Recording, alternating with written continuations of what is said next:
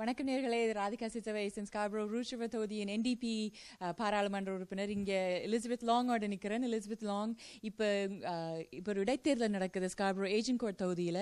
Elizabeth long தான் எங்களுடைய NDB புதிய ஜனநாயக கட்சி, அதாவது என்டிபி கட்சியின் வேட்பாளராக இங்கே ஸ்கார்பரோ ஏஜென்ட்கோட் தொகுதியில் எங்களுடைய சகோதரி எலிசபெத் லாங் நிற்கிறா. தயவு செய்து நிச்சயமாக ஜூன் 30 இந்த இடைத்தேர்தல் நடக்குது. நீங்கள் ஸ்கார்பரோ ஏஜென்ட்கோட் தொகுதியில் வாழ்றீங்களா, வசிக்கிறீங்களா, தயவு செய்து நிச்சயமாக நாங்கள் ஸ்கார்பரோ ரூஷ் ரிவரில் நாங்கள் ஒரு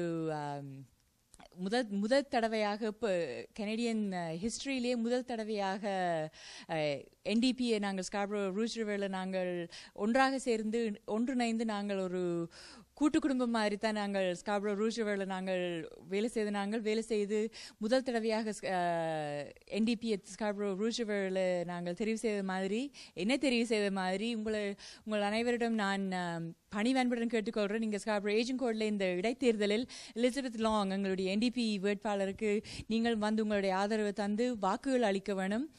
மற்றது ஏழுமென்றால் இன்னும் 2 கிழமை தான் இருக்குது.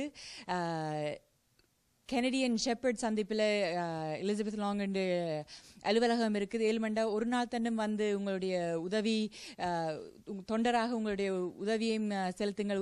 எலிசபெத் லாங்குக்கு நாங்கள் ஒன்றா சேர்ந்து இந்த 2 கிழமையில நிச்சயமாக இங்கே எங்களுடைய வெற்றியை நாங்கள் காணலாம் என்டிபிக்கு.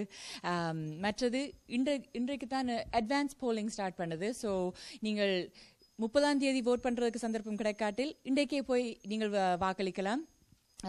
எலிசபெத் லாங்கோட ஆஃபீஸுக்கு நீங்கள் கூப்பிட்டீங்கன்னா எங்கெல்லாம் போய் வாக்களிக்கலாம் என்று உங்களுக்கு நிச்சயமாக சொல்லிக்கொள்வேன்.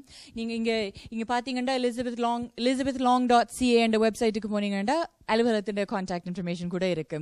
எல்லாருமா நாங்கள் ஜூன் 30 எலிசபெத் லாங்குக்கு போய் நிச்சயமாக வாக்களியுங்கள். நீங்கள் ஸ்கார்பரோ ஏஜென்ட்கோட் தொகுதியில் இருந்தீங்கடா. நன்றி.